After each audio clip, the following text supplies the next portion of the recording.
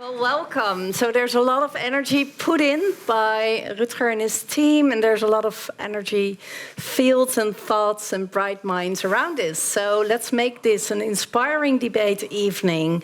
And as Rutger said, we have a tight schedule, so I'll make the best of it to give the most value for you. So let's start off with the first round. In the first round, I would like to ask 3 people here. And the first one is Professor Timo Heimovaara. Welcome. You can take a seat. Timo is a professor of geo-environmental engineering of the TU Delft. The second speaker is Professor Dr. Engineer Herman Russchenberg. Welcome. And the third speaker is Theo Wolters, Chairman of the Environment, Science and Policy Foundation. Welcome and thank you.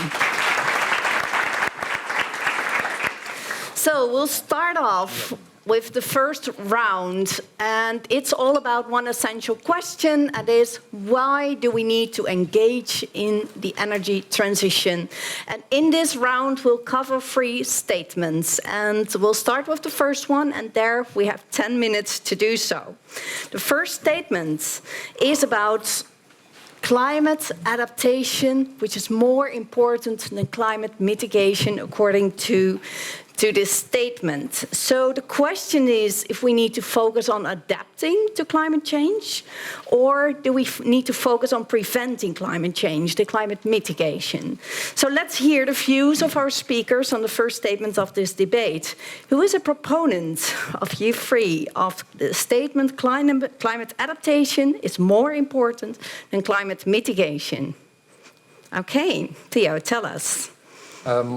Well, first of all, I think the real question is not if it's more important, but as engineers, the question for us is which is more efficient and more effective. And I think we can calculate the effectiveness of $1 spent on adaptation and the effectiveness of spending $1 on mitigation. And I'm very confident that the outcome will be that the money spent on adaptation will be far better spent, far more effective than spent on mitigation. But there's another thing we have to take into account, and that is a claim that is made by Richard Toll, who is lead author of IPCC, the climate organization, and he had a lecture in Amsterdam only a month ago where he explained that by investing in mitigation, making energy more expensive, we actually increase the damage done by climate change. I can't explain it in this first minute, but I'm very happy to explain later. Okay, thank you. Okay, who is another proponent? Well, I think the question is not so much is adaptation or mitigation, it is both. You always have to do both. I mean, only focusing on adaptation is like only focusing on the symptoms of the disease, and you have to also cure the disease. And that's where mitigation comes in. Because adaptation is our bread and butter. We do this as long as mankind lives. We are adapting ourselves to the climate, the environment, or the changes of the environment. So we do this by nature. But now we are dealing with the climate change on a much larger scale with much more severe consequences, and we have to take away the source of the climate change. That's mitigation. So that's where the effort should go to. Yeah. Okay, thank you. And if you compare that to the, let's say, to environmental contamination with chemicals, in the past we did that quite a lot. And if you then have to repair the damage, it's much more costly than preventing the damage. So if you now compare that with the climate change, trying to get the CO2 out of the atmosphere of what we put in the last 100 years is going to be terribly and horrifyingly expensive, but preventing CO2 getting into the atmosphere might be much more efficient. Okay, we haven't got the technology yet, but I think the urgency is there and we have to start doing it now. Okay, so what I hear is you're saying, okay, we need to prevent it. That's the most important one. Here I hear it's a balance of both. And here of Theo, I hear we need to adapt. Okay, who likes to elaborate on your vision? I'd like to come back to what Theo said about the costs and the benefits and of mitigation. Because the many take a different economist, you get different models and different results. That's how economists work. So You have on the one hand, you have economists who use economical models, economy models, and climate models to combine them together to calculate the cost and benefits of mitigation and adaptation. And what's important there is that you make choices. When you make a projection of the future, you make a choice, which is always a moral choice about how do you discount certain costs? How do you value future life? How do you value future societies? And how do you value the interest of future generations? And indeed, in the models that use a high discount rate, so they devalue costs in the future, then you get an outcome that the mitigation is more expensive than the damage done. If you take the moral choice, no, I value the future generations higher than the other models do, then you get the opposite balance. So the outcome of the economical calculations of costs versus benefits is a moral outcome. So it's more about the question, what sort of future do you want for your children in the end? That's what it comes down to. So it's not hard science, it's a moral choice. Okay. Theo? If the moral choice was this clear, I might even agree with you, but Sounds good to agree with me. but I hear about. I personally think that the calculations that are made on how soon and how fast and how drastic we need to decrease our CO2 emissions, they have a really big inaccuracy. So actually, if you do nothing, then the result can be far better than when we do everything we can and the reality is in the bottom of the expectation. So we know so little that we cannot really say what we are doing. And if you then ask the whole world for tremendous investments, which have, as you said, in the direct way, very little effect, then I think you are taking the moral high ground of being, well, this is for our future. I think you have to substantiate that more. You know, this is a technical university. We like substantiation and data, and not the appeal to a moral high ground. I don't like that very much. But that's a choice you make in any case when you talk about the future. I mean, every step you take. No. Adaptation goes both ways. No, so then there's no uncertainty. Also about adaptation, if you decide to invest $1 billion a year into raising the level of dams and dikes, you also take a mortgage on the future. Because you don't know how much you need. It's a moral choice. In any case, every decision you make about the future is linked with an ideology about what you want with the future. That's always the case, because we don't know the future and we cannot measure the future. So the moment you something about the future, it's a moral proposition. I would also like to say is that the argument that the uncertainty in our predictions means that we have to wait until we're more certain is not I think not a viable argument, because technology development is all the time. And if you then say we stop technology development just because we are not sure, whereas you see that other countries in the world are developing technology, you might fall behind. And that's exactly what happened in the Netherlands, because we had a lot of natural gas, made us complacent, and as a result we stopped investing in, for instance, in wind on sea, whereas countries like Denmark took over, and we're just now followers in the lead. Having a sense of urgency means that you can make a priority and you can make a step forward, develop new technology. Yes, it costs money, but if you're the first, you will also have a huge opportunity to make more money in the future, because I bet the rest of the world will definitely want to follow, because what's against polluting your environment, of having less pollution of your environment? So only in that sense it's case. And true, I believe that what the science is saying in general, that CO2 does have a serious impact on our climate. We get a temperature change, and we're in a country that will face devastating effects. I recently had a discussion in Amsterdam at the Zuidas, and I was jokingly talking to someone who was working on carbon credits, and he says, what amazes me here is that people are still paying such large amounts for the houses in Amsterdam, whereas in 5 decades from now we might have to realize that these houses are worth nothing, just because they will be flooded. Yeah, so I hear a clear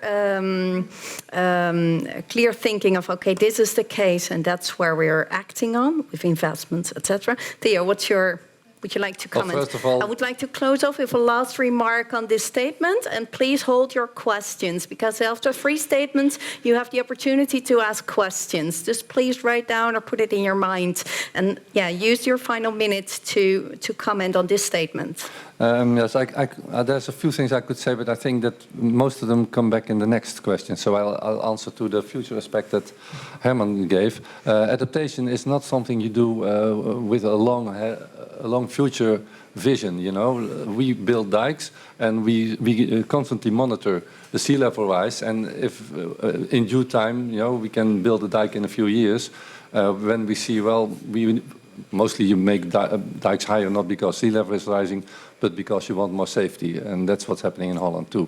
So adaptation works both ways. If we are wrong about climate change and it gets cooler, then you have to adapt to that, which is actually more difficult than adapting to a warming climate. I think adaptation, this is the question, is it more important than mitigation? I think it's more effective, and we should definitely stick to that. Okay, thank you. Well, like I said, adaptation is something you have to do because we do it anyway. But mitigation is the real thing, because then you take away the source of the need for adaptation. And also mitigation, I mean, now we only talk about the Dutch situation with dams and dikes. But if you talk about climate change, it's a global thing. And mitigation helps the rest of the world. And that's also, I think, one of the duties we have in the Netherlands. Okay, yes? I agree with what he said. So adaptation is the selfish approach. We only help ourselves. Mitigation is the sensible choice because we help the rest of the world as well. And we're responsible because we have a serious footprint compared to other countries. Yeah. Okay, so I hear 2 clear saying of we need to prevent, and you have a bit of a middle, prevent and adapt, and you say, okay, focus on adaptation because that is what I think is the right thing to do. Okay, thank you for this round. We'll move forward to the next one, which is about the benefits of the energy transition outweigh the costs, and this is about the social cost. So we'll focus on the energy transition. That's the debate where it's about today. And we'll look at the question whether the benefits are greater, more significant than all involved costs. So who's a proponent of this statement that the benefits of the energy transition outweigh the costs? Yeah? The cost of the energy transition is that you say we have to pay for it. If we are, again, I go back to what I said in the previous round. If we take a leadership role, we can be the first to develop technology, and that will give us earning potential. However, having said that, the cost of energy transition, we have to be very careful that we do not shift the cost or the problem back to the environment again, because the energy transition will require a huge amount of resources. You should not neglect that. And the big issue here is that most of these resources are not in our country, but they are in the southern hemisphere, in areas where we have our natural forests, which are important lungs of the earth. And if we're not careful, we will kill the lungs while trying to prevent carbon emissions. So the challenge we face is huge, but I still think it's worth the effort. Okay. Yeah, it works both ways. I mean, the benefits are clear to me. It's if you look at the consequence of climate change, and that's why we need the energy transition. They're global. I mean, and we are in a nice position that the consequences here are not that big. We can deal with it. So we can create our own position here to develop innovations, technologies for the rest of the world. If you look globally, then the effects are much bigger of global warming, climate change. And if you can prevent this, then it's a benefit for the whole world. And we benefit from because of innovation potential, the technology we develop, the methods we develop for the rest of the world, and export products we can get out of this. We get a safer environment for ourselves, and the world gets a better place. There's a price tag, but it's worth it. Okay, clear. Theo, what is your idea? Well, the costs are really humongous for a fast energy transition within 30 years, getting rid of fossil fuels. We did our little first step, and already in the richest country of the world, Holland, the poorer families are already struggling with the energy bills. So this is only the very start. So we are asking a very big sacrifice of the whole world for this energy transition. And this requires a really big benefit.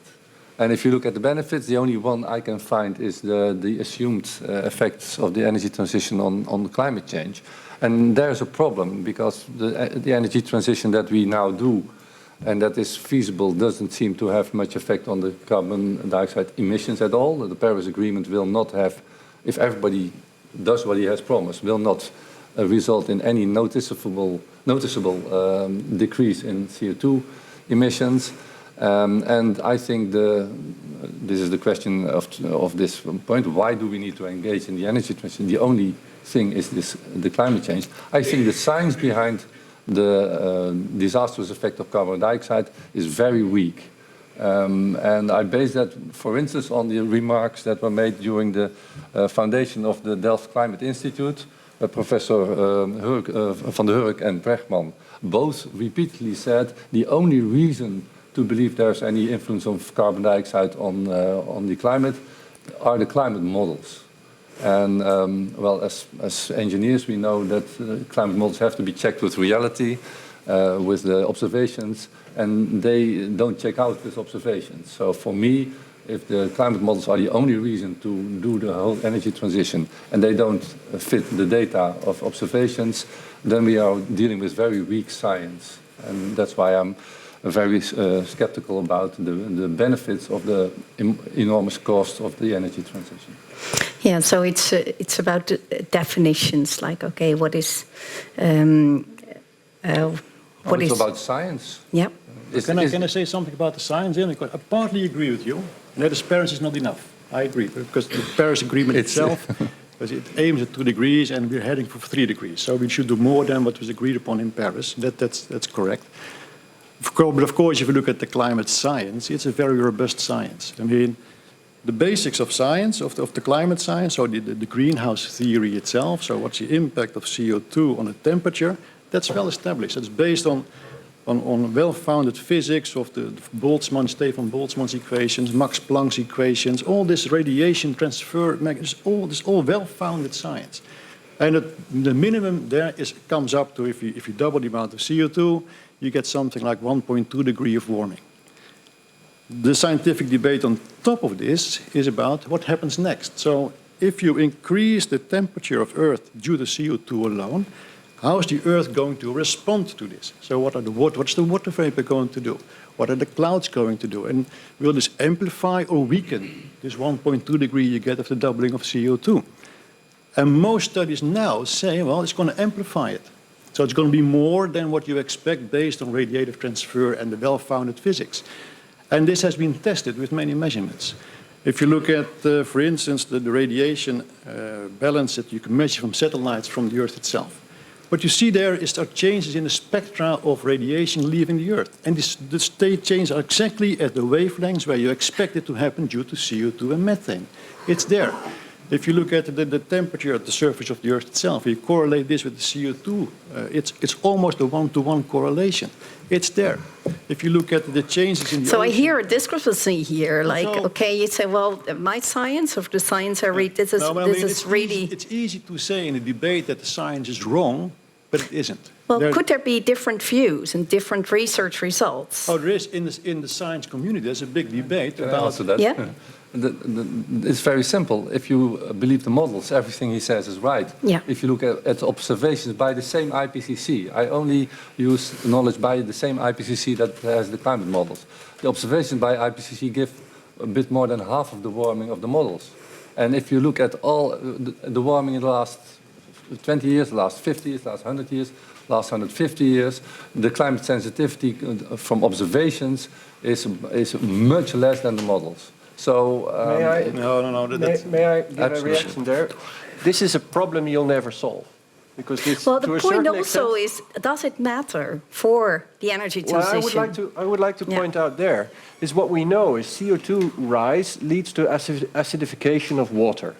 Right now we are seeing that the oceans are acidifying. And that means that there are certain organisms in the ocean, The NRC had a nice article in the recent last weekend, where you have certain types of snails that float through the ocean, and they have shells of aragonite, one calcium carbonate mineral, and those are used to be quite stable, but the acidity in the top layers of the ocean has increased because of the higher CO2 levels in the atmosphere, and that has serious consequences for our ecosystem. You might not say, okay, so the temperature, that's one end, but it's also we're polluting our environment, and I'm now saying the word pollution, although CO2 is not a pollutant in that sense, but it does have an impact on the ecosystem, and consequently, it'll cause a chain effect, because the small organisms that are now dying off are food for bigger organisms, and eventually it'll reach to our food resources. CO2 also has a huge impact on plants, and we've seen that the plants, the way trees grow and how the leaves react, they're changing because our CO2 levels are rising. So the number of huidmondjes, I don't know what you heard, the stomata in the leaves is decreasing because the plants have sufficient CO2 to go out. So they're evaporating less. The water capacity is going down. I need some time to react to all these remarks of this. Yeah, okay. Yeah. We have time at the end as well for, I think this raises a lot of questions, and that is, I think, a very good thing. Well, two very short remarks. That I would like to suggest to give you final minute for all of you. Yeah. Take your time to fill that in. Well, the acidification of the ocean, we are talking about a minute change in that, in tens of points. And all the organisms that now suddenly seem to be threatened, they already exist in times that there was 10 times as much CO2 as there is now. So they all survived much higher CO2 levels. Actually, the CO2 level, even though it has almost doubled, at the moment is lower than it has ever been in history before. Okay. So that's not an argument. And the CO2 in the air has greened the Earth. 90% of the Earth is greening just because there's more CO2. So to bring this as a disaster with higher food production and more green, more nature, I think this is a very strange argument in the debate. That hasn't been proven. That's an assumption. That's an assumption. Okay, so take your minute, Herman. Okay. No, I want to get back to you asked, does it matter for the energy transition? And it matters. Because the energy transition itself, one of the important parameters that you need to say something about how efficient or how effective the mitigation can be depends on a term called climate sensitivity. And that means how sensitive is the climate to a change in CO2. And there you see that there's a range of, let's say, from 1.5 to 4.5 degrees. That is the estimates of the range. And you can make a choice there. So you can say, well, I built my mitigation theory on a low sensitivity. And then you can say, well, it doesn't matter that much. Let's do adaptation. That will be fine. And mitigation not so important. You can go to the other extreme. Now it's 4.5. But that's a disaster. So we have to stop emitting CO2 today. So it comes down to which choice do you make in your policies. And then you can play let's say the climate skeptic role. Well, it's 1.5, forget about it. But that's a choice you make, and there's no real foundation underneath this choice because we simply don't know where it is. So you have to find a way to pick the right one and base your policy on this. And I would say, well, if you pick the right one, don't take one of the extremes because that's the irresponsible one, but start halfway. And then invest in lots of science to narrow down this range until you get the right value, and then you get a much more effective climate policy. Okay, thank you. What's your final remark? I would like to go back to one of the first remarks that Theo made on social aspects of the energy transition. There he stated that the cost of energy transition are leveraged to the weakest people in society. But what you should realize is that the energy transition will lead to decentralized energy sources which are locally done there. And I think one of the reasons why people are facing such high cost levels at the moment is because the energy is currently monopolized. So you have a single provider who can change the rates as they believe, and they can increase them quite much.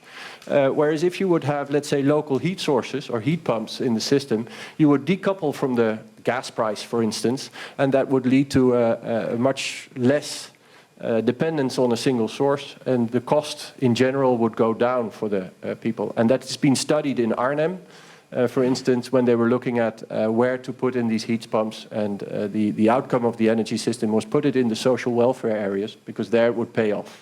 Okay, thank you. Okay, so I hear a lot of complex and a lot of questions and scientific research questions I would take out here. So let's continue with the third round, and then you have the opportunity to raise questions on this. So the third round is about the question: why and how should people in the Technical University Delft, US students, engage with the energy transition? Theo. We've had a few transitions to cleaner and cheaper energy before, and we definitely will replace fossil fuels by something which is cleaner and cheaper in the future. Only the first few transitions took about 50 years, and I think this would be very optimistic to think that we could get rid of fossil fuels within 50 years. I think it's more like 70 years. But there will be a next transition, and for that we need new technology. With the present technology, energy will be more expensive, and the transition will never work when it is based on an increase in cost. So we need breakthrough technology, and I think my personal idea is that the best option for that is the thorium molten salt reactor.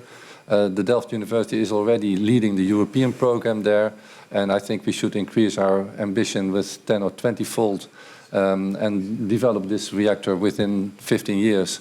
And what could be more exciting for the Delft students than to work on the, in the world center of thorium research and develop the new energy source of the world? So that, I think this would be great for the students and for the university. Yeah, thank you. Clear.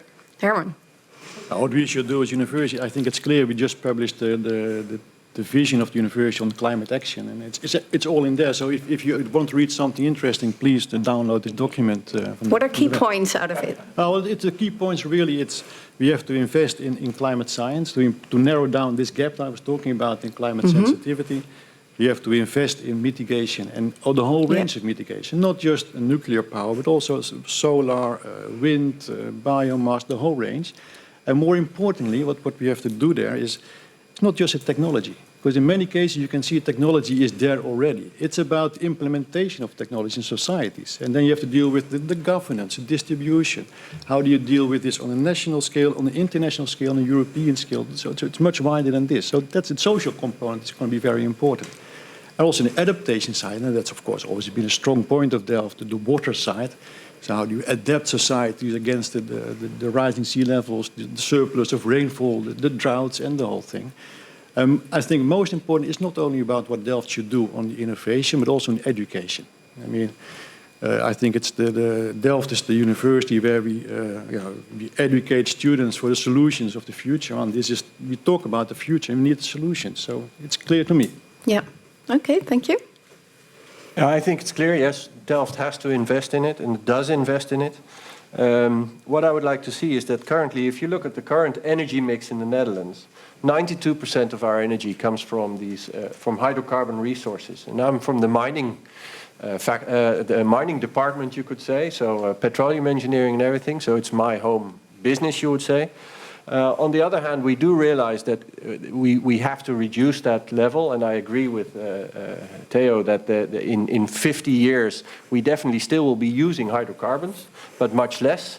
But in our sense, we have the technology and the knowledge available to start utilizing the subsurface in a different way. Right now we're working on a geothermal well on campus, so the university is investing significant amount of money to make our heating system more sustainable.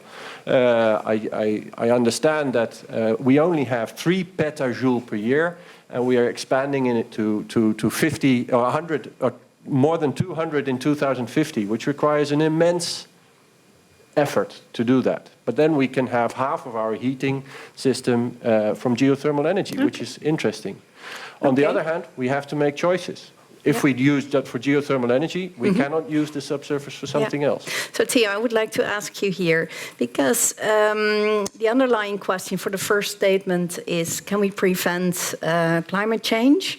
And then the policies build on that, and also here the decisions from the university where to invest in. So if you hear Herman and Timo, what, from your point of view, what do you agree on, and what would you say, no, I would not spend energy and time on that? Well, I have my own personal favorite in thorium, but I think that Next to thorium? that all research on energy is okay. You know, you can spend. We are spending now per year about 7 billion on paying for too expensive energy. You know, that's not research. It doesn't help anybody. You just waste money on an energy source that's too expensive. So what would you? So every professor who has a great idea for a new sustainable energy, you know, let them do it. And because all research is good. I don't want to cut off any research. Yeah. So you would say, why and how should people be involved? Research. Yeah, well, that's what Delft does, you know, and new technology. Concentrate on new technology. Yeah, so really focus technology. on energy transition technology. So but here I heard you also talking about climate science, which is another part, isn't it? Well, you need climate science to guide climate policy. Yeah. I mean, there's still uncertainty in what's going to happen in the future. Yeah. So the more you can monitor and forecast what's going to happen in the future, the more efficient and effective your climate policy is going to be. And I mean, and that if you look at the climate program of the climate plans of the Dutch government now, it's a bit forgotten. I mean, the jump forward, but we have to invest in this and that and that. But they still need an underlying science bit. So just to monitor, are we on the right track? Yeah. And are we doing the right thing? Okay, so that's the thing. Okay, final comment? I think science is driven by high ambition levels. And what you could say is that right now, I think in the Netherlands, we are in a situation because our natural gas resources are ending, that the urgency is rising that we need to develop a new ambition. Could be in thorium, could be in other items, but I think we need to formulate one and then, as a nation, go after new technology. Okay. Yeah. Okay, well, thank you. Yeah, thank you. Okay, so we'll move forward to a Q&A, question and answers. So we have 10 minutes for us. Please raise your hand if you have a question, then a mic will come to you. And focus a question on a to-the-point question and ask one of these great speakers. So who has a question? I see a question over there. Okay, I'm gonna try to hand you the mic. There it goes. Hi, thank you for the good debate we had today evening, so I'll come straight to the point. Regarding the statement 3, or rather I should say the question 3, why and how should people on TU Delft engage in energy transition? My question is, does TU Delft have a renewable energy purchase obligation with any renewable energy provider? And if they do, how much percentage of the total annual energy consumption of a TU Delft comes from renewable energy? No. Clear question. I'm sure Theo knows. I don't have a clue. That's probably the most difficult question of tonight, because I don't know. It's a very good question. Maybe someone from the Green Office, do they know? Are there Green Office people here? No? See the Green Office people also. I think that's a question. We will post it on our Facebook, but you'll get your answer. Don't worry about it. More questions. I'll get back to you. More questions. Yes, here one.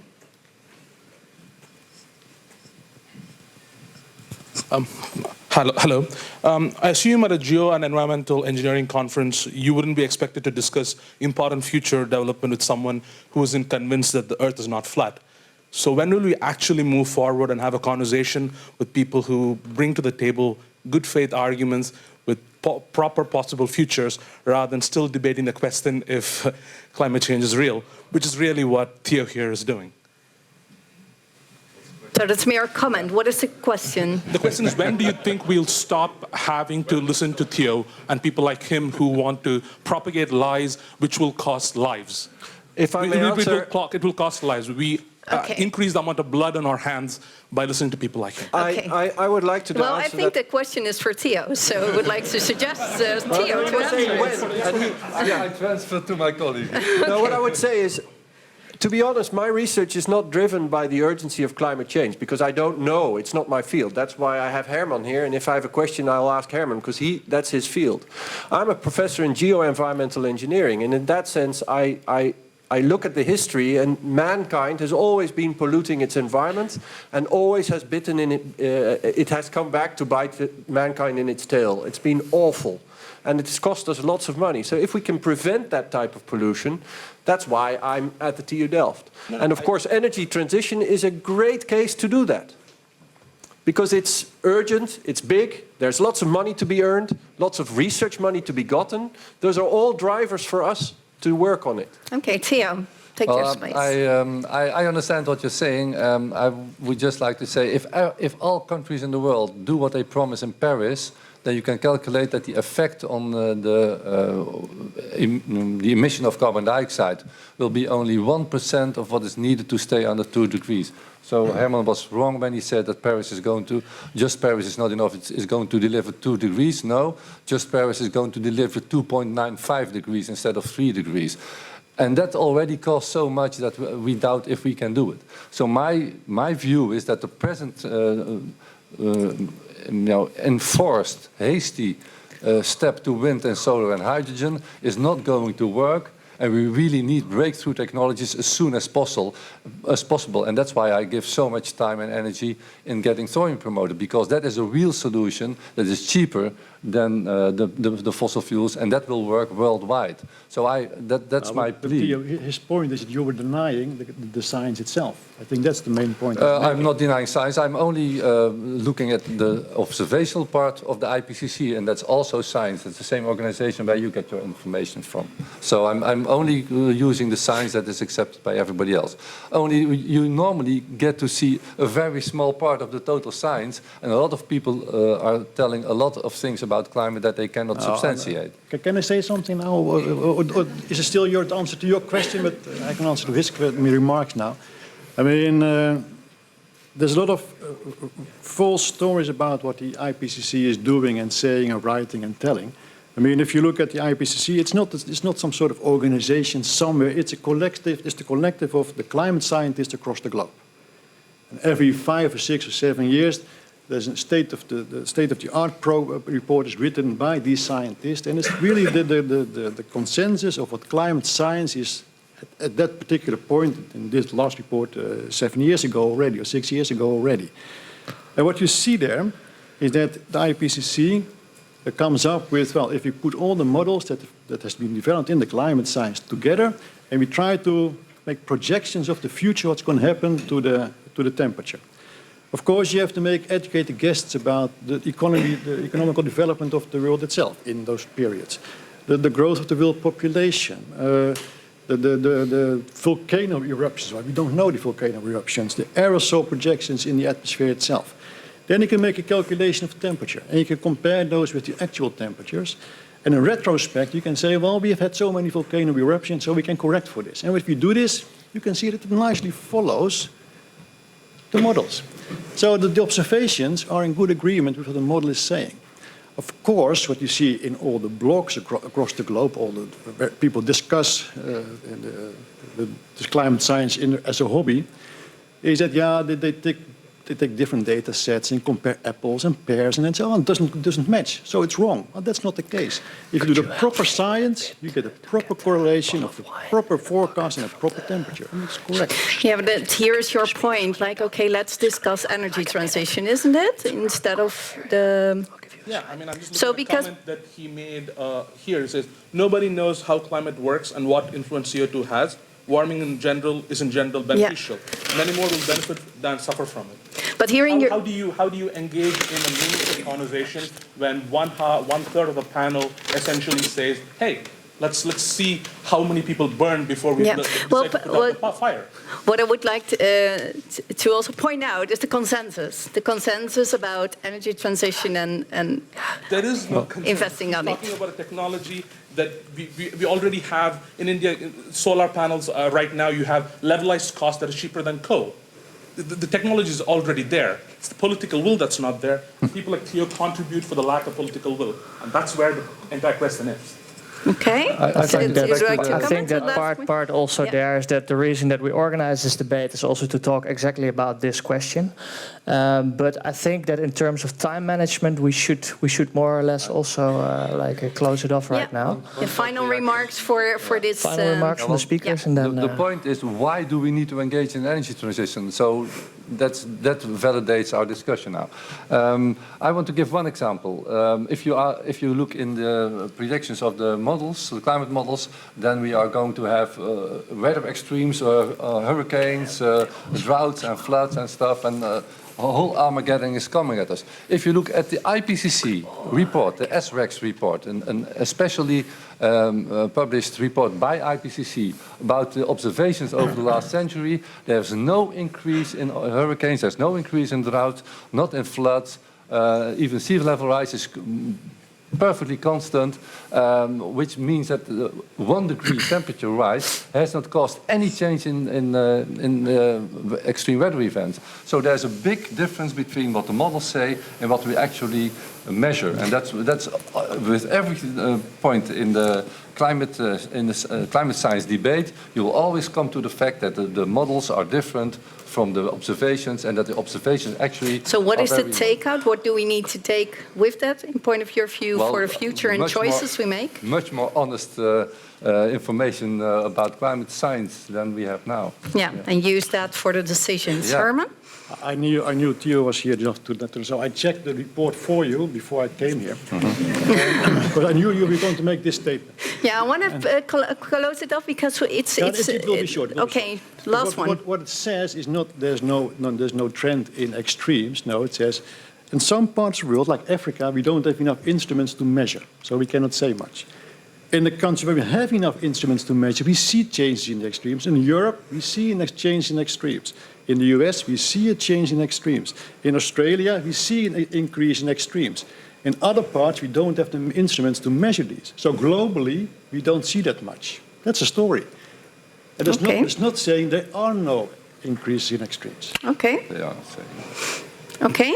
It's your final, because I heard you saying I disagree, whether but it's that's, true or different. not. I will go for it anyway. And in the energy transition, I think that we're when you look at it in the Netherlands, we are uniquely placed to take a leading role, and I think that's just good businessmanship to do that. Climate change, I think it's real. I think you also experience it, and therefore I think it's urgent that we do the energy transition. And if we can reduce a little CO2, it's better than adding more. Because I think last year we had the highest amount of CO2 emissions in ever. And already we've been trying to do our best to reduce, so we're not doing a very good job at that. Okay, well, thank you very much for this speaker round. And I think at the end you can perfectly meet and greet and discuss Applause, further. everyone, applause. Well done.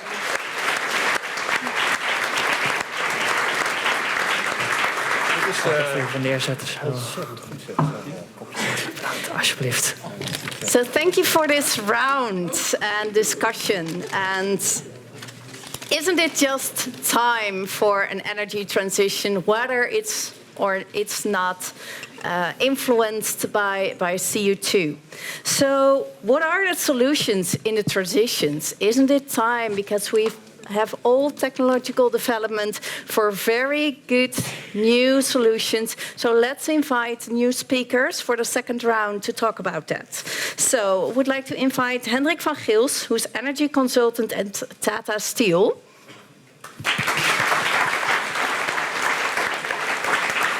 I would like to invite Rector Magnificus, Professor Dr. Ingenieur Tim van der Hagen, who's Chairman Task Force Innovation of the Climate Agreement. So a lot of insights here. And we also have someone from the civil society, which is Rob Rietveld. Welcome.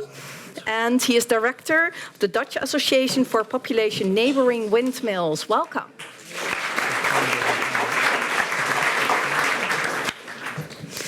So also in this round, this second round, we have 3 statements. I'll give them for you to get an idea. Oh, I'm sorry.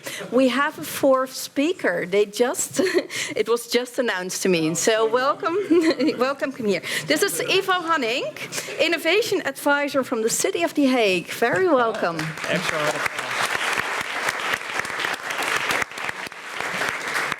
So the second round about energy transition solutions, we cover 3 statements. Let's start off right away with the first one. And the first one is the statement, externalities of pollution should be paid by the polluter. Who's a proponent of this statement? Well, I would like to start. Thank you very much. If you allow me, I would like to take one step back. And it is to emphasize that energy is a means and not a goal by itself. Because what we actually need is transport of people and goods in cars, trucks, airplanes, ships. And we need heat as process heat in the industry and for the built environment. And we need electricity for appliances and light. And if we can do that without energy, that would be great. It would be wonderful. So if we can save energy, that would be the best option by far. But if we do need energy, that should be used in a way where we do not harm the environment. We heard all about that in the previous debate. And now, coming back to the statement, I think what is important is that we apply the right stimulus, the right driving force for people, for the private industry, for the society as a whole, to go in the right direction. So to save energy, so to do not waste energy, and to use the right form of energy in the right shape, the right time, and the right place, and as cheap as possible, without harming the environment. So it's only part of the solution. Okay. Yes? You said I'm a proponent? Yeah, I think... Is this on? Yeah. I think recently the climate goals have been calculated with the proposals we have in Holland, and the 2 parties who included CO2 tax were actually the only ones who made the goals. So I think there is a very important element of indeed taxing the polluter to be able to reach those goals. But I also think that the word cost is a little bit misleading. Where if you look at subsidies for fossil fuels on a global stage, it's almost $5 trillion a year, which is almost 6.5% of GDP. If we could be able to relocate that money stream towards the things that we value today, so indeed a clean energy instead of just energy, I think we could be, going towards our goal a little bit faster. Yeah. Okay. I would like to react to that. And the trouble that you're having with the word cost, for me, more applies to the word polluter. You mentioned the example of an energy tax, which in this case relates to industry. The polluter, is that the industry producing the goods, or is that the consumer at the end of the value chain, buying a car or buying a washing machine, and that is partly made out of steel?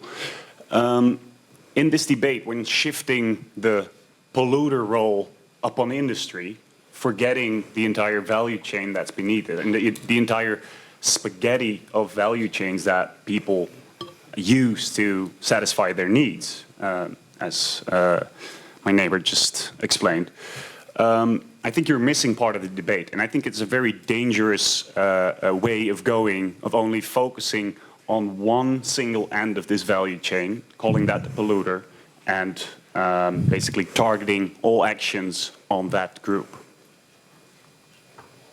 Okay. For me as last, I think I can react on that, but I will go also back to the question itself. I think at the end, the citizen, the people will pay the price anyway. Or it is by the tax, or it is by the way the product is priced. So the real question is, will it, the way of pricing it, the way the costs are divided, is that a good way, a fair way, a way that it is in line with what people can pay? I will go back to Theo in the first round, that he said there are a lot of people that cannot pay anymore the price of the electricity, of the energy. And we should take care of that because we are a social country, and I think we should stay a social country where the strongest shoulders should bear the highest costs. Okay, who likes to comment on this? Yeah, I think I agree with at least with the last two statements, perhaps with all three, by the way. So costs could be a driving force, and if the industrial process is not efficient enough, you should use a penalty there or increase the cost there. But if the consumer simply wastes energy by using his car all the time or using airplanes to go to holidays 5 times a year, okay, perhaps you should put the cost over there. So for me, it's all about the driving force, the stimulus to use energy better and more wisely. Okay. Yeah, but that can only be on those things that the citizens have a choice to make. Absolutely, I agree. Okay, because you also said there is a difficulty in do you put the cost at where in the value chain, and is it? Yeah. I think we do reach some consensus that there needs to be a more holistic view over the entire value chain, but also, as remarked here, we need to look for alternatives, and we need to be assessing how different alternatives score in terms of ecological impact, CO2 emissions, and action needs to be taken to favor the alternatives that have lower damage to the surroundings. So that is one part that I would agree on. Okay. I want to comment a little bit on your problems with the term polluter, which I completely understand, since Tata Steel is in the top 5 polluters of the country. But you also produce critical products, steel, that's necessary for our buildings. However, a customer, there's not a sticker on the building that says this is the amount of CO2 that was produced. So how, as a customer, do you know what you add to the pollution equation if this sticker is not there? And I think there a responsibility lies with Tata to be transparent, or any polluter in that sense, to be transparent on what the product costs, and therefore always also seek help with society to help improve. Because if people know that you're trying your best, there's a lot of goodwill to be found. Yeah. And I know that you're trying as hard as anyone in this society to improve. So there's also a compliment there. Thank you. Thank you. You want to sit here or? Yeah, it's getting dangerous. Okay. Yeah. Well, thank you. Yeah, I would agree to that, and I would say that it needs to be that we could use some additional conscious in terms of how buying a certain product, what's the impact in terms of environmental damage behind that. And I think there is already a growing conscience of that happening. There is a growing interest in sustainability in the society. But I think this can be expanded more explicitly into choosing certain products over other products. And that sort of things will help. And I think, frankly, those sort of things will even favor steel over other less sustainable building materials in the long run due to recyclability. So I do think that this needs to be more of a topic. So then you would be pro CO2 tax in that case? No, because a Dutch CO2 tax would quite frankly send Tata Steel IJmuiden, which is one of the top 10 most carbon efficient sites in the world producing steel, which is the most recyclable, one of the most sustainable building materials, would send us into bankruptcy and would shut us down, which would mean that this steel would be produced in other countries where they don't have any tax. So I don't think that's the solution. A local tax is not the solution. Yeah. So around round off with one final remark. So I hear transparency and I hear a holistic view and taking all relevant stakeholders in the supply chain. Is there something you would like to add? Now, what I hear is that we should go forwards to a circular economy where we can reuse all the materials again. And then also, that will be had this influence on the price of good products like steel is, I think. Yeah, Tim? I think consciousness is the right word, much more important than pricing. So energy consciousness or climate consciousness, it should be non-ethical or non-moral just to pollute the environment by using too much energy. And pricing does not help too much. We've seen it with the gasoline price that is, extremely high, but people are still using their car far too often. So consciousness and information and facts, we've heard that before, much more important. Okay. Yes? I would agree to that. I think, okay. No Thank further you. additions. I think I would disagree, actually. Of course, the moral high ground is where you should start. However, I think we have a lot of ground to win with playing the right incentive game, let's say, and pricing is a huge factor there. You see that also in the supermarket, you buy the cheaper chicken. I do it too. I'm a huge hypocrite in that sense.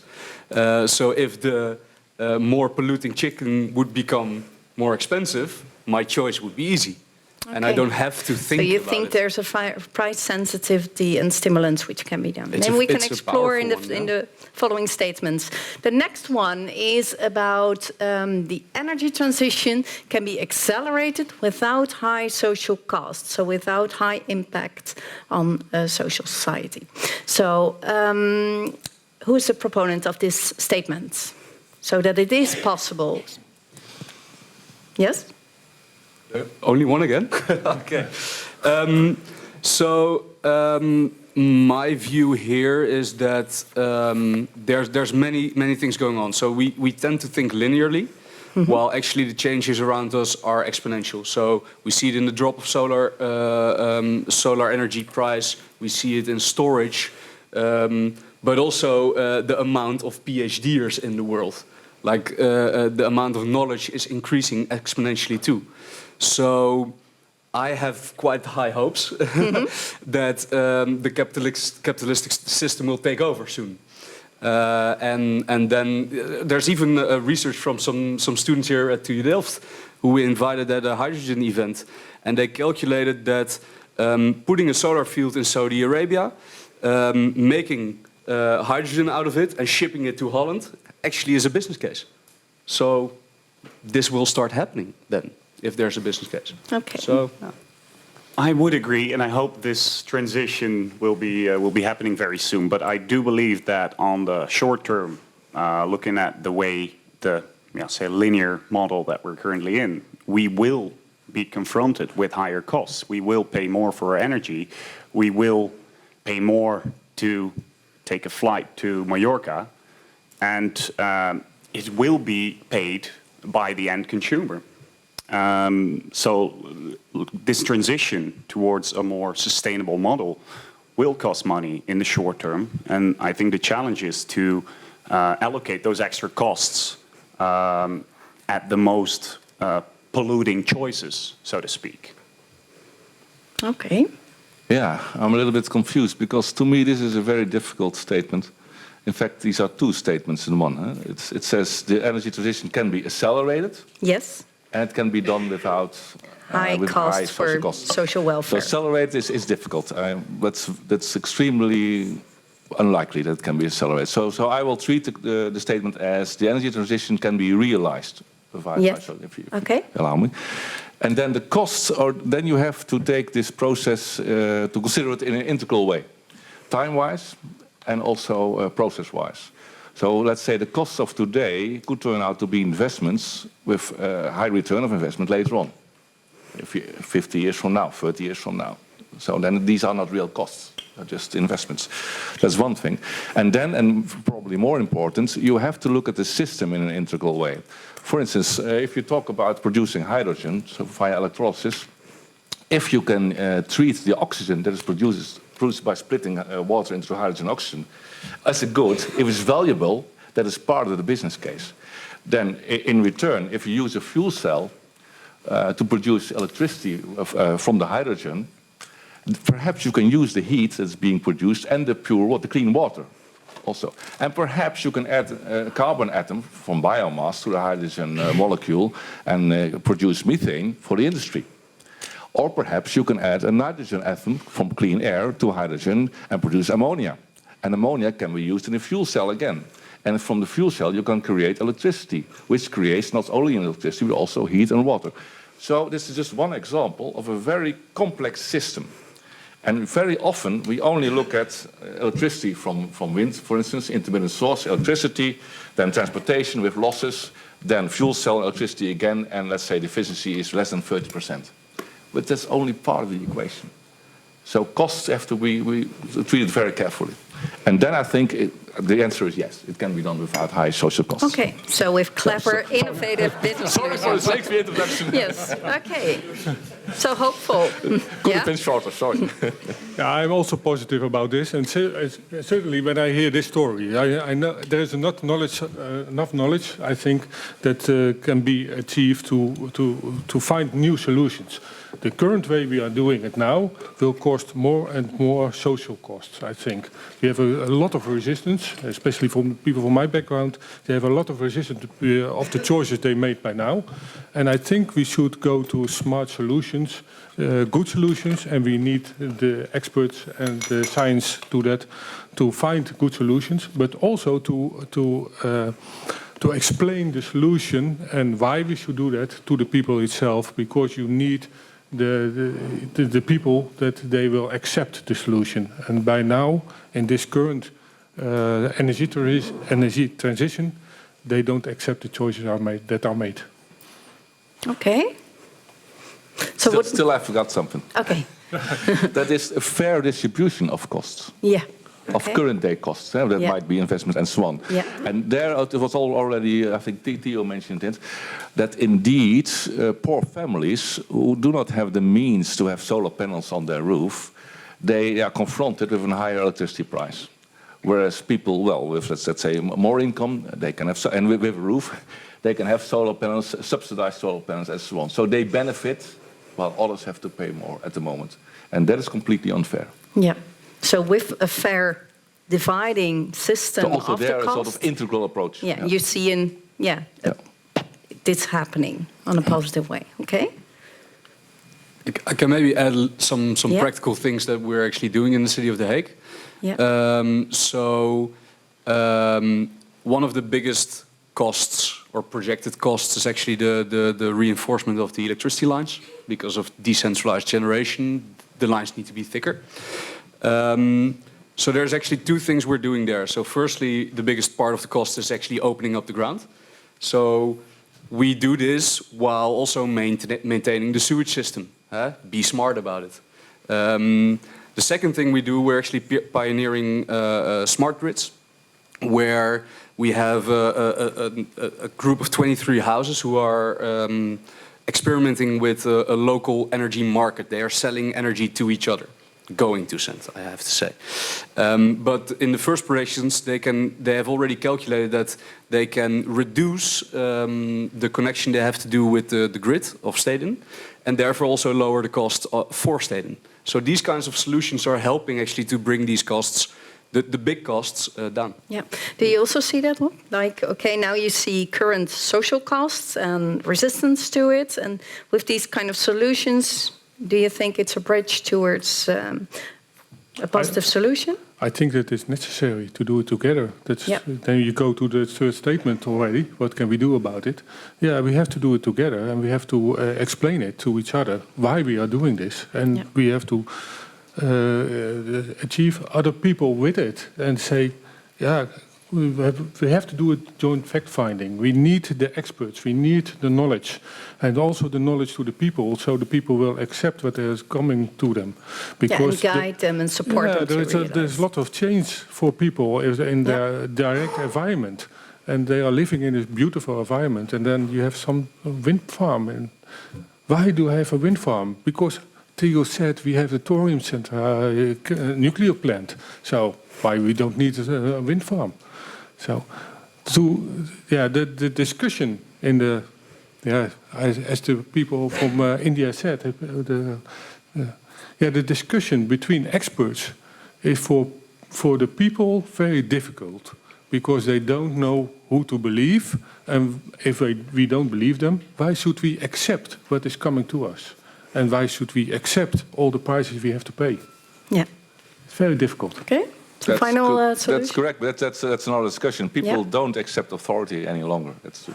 So experts, yes, experts are not believed any longer, and that's a huge problem in society. So you're saying that experts are authority? Yes. Nice. That's another discussion, That's exactly I think. what I said. Yeah. Exactly Well, that's what I another said. discussion, I think. For now, so the energy People transition... trust Google more than experts. Okay. It's on internet, so it's true. But I hear a positive from the four of you, and the hopes on it that it is possible that the energy transition can be realized, and that there are ways that it's not at the cost of social welfare. So thank you for this statement. We are running to the last statement of this second round, and after that we have a 10 minutes Q&A, and afterwards a break. So you know that that's inside as well for some instead convenient. Okay, statement 3. That's more of a question. So how could your discipline, we have government, we have civil society and business, how could your discipline sector contribute more to the energy transition? Yeah, I reacted to that in the statement too. We need more knowledge, more statements, more proof of good solutions. Yep. We need more joint fact-finding.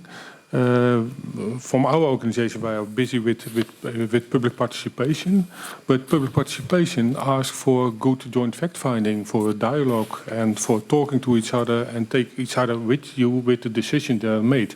A lot of decisions now are made, they don't understand. They are made because the authorities, who they all are, just say, we know what good is for you, but the people will not accept because they go to Google and said, no, that's not the best solution. We have a better solution. Again, the thorium center, nuclear plant. So what could the civil society do? What would be a solution? The people want to. You need to bring knowledge to the people, and it would help tremendously when all the experts and authorities will talk the same language. If I may say it this way. Okay, so get the knowledge to the civil society and facilitate that. Did I hear that correctly? Yeah. Okay, Tim. Yes, of course, extremely important for us as the University of Technology. We have about 1,000 researchers in the energy field, and not only in the technical field, but also in the social sciences. Although at other universities, they are of course more prepared for that side of the problem, because let's say the energy transition will change society as a whole. That's clear. It may take decades, but it will happen. And what is important, and perhaps that's also important for the next discussion about Europe, is that two things. First of all, that we allow ourselves to take some time. Don't be in a hurry. Although the problem, tends you to be very hastily. But then you might avoid that you only go for evolutionary incremental changes and modifications of already existing technologies, like, let's say, cleaner diesel engines. We want radical changes. We want revolutionary changes, a completely different energy system. So solar panels, somebody talked about solar panels, fine, but they are not going to help us. Only 16% of our energy is in the form of electricity. So if we use all the roofs in the Netherlands, we have 4% of our electricity covered by sun. 4% of 16% is less than 1% of the energy. So of course it's part of the solution, but it's not the solution. So we are not there yet. The sun is the ultimate source of energy, but we have to be smarter and we have to do better. And for that we need radical technology changes, and that will take time. So the worst thing what we can do is use current day inefficient technologies and spread them out all over the globe, and 20 years from now and still not have solved the problem. So a little bit for you, Caroline. So what would you like your for the nets. and what would you like your yes. TU students to And the take good out of news this? there is, I'm sure Caroline will say it later on, is that Europe and also the Netherlands is now shifting from projects to what they call MMIPs, multi-annual mission-driven innovation programs, for, let's say, 10 years. We want to convert solar energy, the energy from the sun, into electricity, for instance, with an efficiency of 50%. Yeah. Okay. Start doing it, you expert authorities. Yeah. So that is And what that's you a see as a role. different task, and say, Yeah. we have solar panels of 20% efficiency. Could you make them cheaper and increase the efficiency up to 21%? That's a completely different project. That's a project. Yeah. And a program is larger. The best brains of the planet will be involved. It will take more time. Yes, it will be more costly, but in the end, you have far better solutions. Yeah. So that you see as the role of the university. Absolutely. Thank you. Well, I would agree to both Rob and Tim's case for more cooperation, more looking beyond the borders, and also maybe setting ambitions higher. And I think what industry can do here in terms of sharing is to be much more open about what we can actually do and what it would cost. So to be much more open about, okay, this is the carbon balance, this is the set of alternative measures that we can take, and this is how much it costs, to actually get a clear, good overview of how those different measures rank in actually tackling this problem, rather than keeping it for our own, which I think traditionally is something that we are more inclined to do. Now really reaching out to peers and also reaching out to other sectors. Yeah. So you see collaboration as a key thing to invest in? Yeah, and to really show this is the set of measures that we could potentially implement. Yeah. Let's compare it to your set of measures. Let's compare it to sets of measures in another public domain. Yeah. To share learnings and build upon each other's knowledge and experience. Yeah, to get the full picture. Okay. And be clear about what we can do. And do you see then in collaboration with the university, with the big programs? Absolutely. Sure, yeah. We already collaborate. Yeah. But in general, in the full picture. Yeah. Okay. Before coming here, I asked a little bit what my best responses should be to the actual energy transition team. And I'm actually not allowed to answer a question like this because I should talk about current policy. And I think that should change. I think we need to dare a little bit more. But there's also a few things that I would like to emphasize that we're actually doing right. So in the city of The Hague, actually the physical part of the energy transition, isolating houses, heat, warmtenetten, heat nets, those kinds of things we're working quite hard on. However, what I think would improve our efforts is to also start looking at the energy transition as a sort of digital transition. There's much to win in terms of predictive algorithms, in distributed balancing of local networks. Those kinds of things, we are not quite there yet to be comfortable enough to make policy on. Yeah, so you see a larger contribution where you invest and benefit more from that opportunity? Yeah, so we need to learn more. Yeah. There's one there, but I think we're going that way. Okay. Yeah. Well, thank you. Is there a final comment to conclude? And then we can go to the Q&A? No? Okay. Well, thank you very much. Well, the question and answers. Who has a question? Okay. Lots of questions. I'll start here on the right side. There you go. I have a question for Mr. Tim van der Hagen. And I would like to start with the fact the IEA, the International Energy Agency, they did a research and they found out that currently, if you take into account all the generators, buildings, everything that's already been built, and is planned to stay existing for, say, 30, 40 years. If you take all that, then you already have 95% of the CO2 emissions we can still emit if we want to stay below the international guidelines we have set as a world.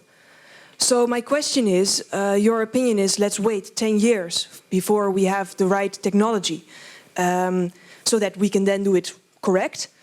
But waiting 10 years, you're actually saying we're not going to meet those international standards because... Are we going to be too late? Yeah, we're going to be too late. Yeah. Sorry, then I expressed myself wrongly. The energy consumption of the built environment is about 25% of the total energy consumption. And that's a no-brainer, because already today you can start building better houses, zero-emission houses, absolutely, and you should do it today, because that technology is there already. Is that what you meant, or you meant... Did I misunderstand you? It's total, so also generators, energy generators, stuff like that. So it's not only the built environment. And also worldwide, right? Yeah, it's worldwide. The generators of what? The 95% is... 95% of the currently existing infrastructure, if we keep it in place and let it live for its planned lifetime, this infrastructure will take up 95% of the carbon budget we still have. So also the coal according to the Paris Climate Agreement. Okay. So we should start today. That's your point. Otherwise, should we go will quicker? fail, Yeah, definitely. that's the question. Should we go quicker or not? But I did not mean to say you should do nothing. But so let's say the built environment, we already should have done it, by the way, because there the technology is ready. But for other options, like solar panels, that was my example, there you have to be a little bit careful. A wrong option, for instance, was the burning of biomass. There's no innovation involved whatsoever. It's just an intermediate solution, and once you stop burning biomass, there's no CO2 reduction at all. There's no innovation related to that. So that was a waste of time and a waste of energy and a waste of money. So you have to be careful. Perhaps that's a better word than don't do anything, but don't be too hasty. That was my main message. Clear. And there I agree with Theo. I agree for one point. So only one. Absolutely. So nuclear energy, in a European level or a worldwide level, could save us time and will save us time. Also, using gas instead of coal. Well, we used to be a gas nation. Half of the CO2 emission compared to coal would have saved us much time. Would have been much better. So there are clever ways of doing it. But there is also an urgency to act. Okay, next question. Yeah. Any questions more? Okay. I'll do one So on this raise your side, hand and if then you we really give it want to. there. Here I see one. I saw a question here. Thank you. I have a question related to the first statement regarding polluter pays or consumer pays. There was an argument saying that if industries such as Tata Steel would indicate how much externalities are involved in their processes, then the consumer would adjust himself accordingly and would be more conscious. But then you assume that consumer has kind of flexibility and that his demand is flexible. While if we talk about accommodation and buildings, we are not flexible, we need to live somewhere. And if the building is built in a very bad way with a lot of externalities, we still need it. So then how do you deal with such examples where there is no flexible demand and no matter what is the price, it's kind of a basic need? I can react to that, although I think it was brought up by... I will add to it later. Okay, so I think I largely agree with setting the standards and at least being a first step into assessing how different options would compare to each other. And it might be the case that in some instances, choice is indeed limited and there is not really an alternative. But that doesn't mean that comparing and setting standards is to be ignored. So I would still be hugely in favor of doing this. Yeah, also I think your statement is valid, but it also serves like in the moment. I'm a believer of Schumpeter innovation dynamics, creative destruction. So if you create the incentives in such a way that indeed people will start thinking about other options will pop up. And if you visit the number of circular economy events or other sustainability events that are actually organized in this country only alone, you will find that there is many options. So there's cement that's CO2 free. There is walls made of fungus. There's all kinds of things that are already there. They're maybe not that big to be able to scale up very quickly, but that maybe is a way for society to evolve. Does that answer your question? Yes? Okay, next one. Yes? Can we have a mic here? And you're the last one. Could you elaborate more about hydrogen for chemical industry, for long distance transport, and for heating in inner cities? That's question one. Question two is about the electricity grid. The emphasis is on alternate current. What are the possibilities of direct current? And to who would you like to pose the question? To the forum, especially to the Rector Magnificus. But, Okay. But he's not an authority in it. No. That's a difficult questions, as you know, of course. My view, so don't see me as the expert, and probably there is not a definite answer to those questions that you just raised. What I see is that hydrogen will be used for long-distance transport of electricity, especially in China, where at the coast they have their wind energy. That's where they produce electricity, and they have to use it thousands of kilometers from the place of production. They will do that probably by converting it to hydrogen pipelines and then reconverting the hydrogen in electricity, centralized, and then store their electrical cars. So not hydrogen cars with fuel cells, but most probably batteries in cars. That's what we see happening. Is it the best option? Could be. I think it's a smart option. Indeed, hydrogen is already a basic good, of course, for the industry, and it will be like that. Burning in houses, I don't know. Against heat pumps in densely populated. Yeah, electricity. Yeah. Using the existing 15 billion underground structure we have in pipeline. Yes, but it could be that this is more a political and societal question than a technical question. Technically, you're right. Of course, it can be done. We have the pipes and so on, and you simply transport the hydrogen. I'm not sure if it will happen. The other question was about, sorry. Electricity grid. Oh yeah, okay. Of course, yes.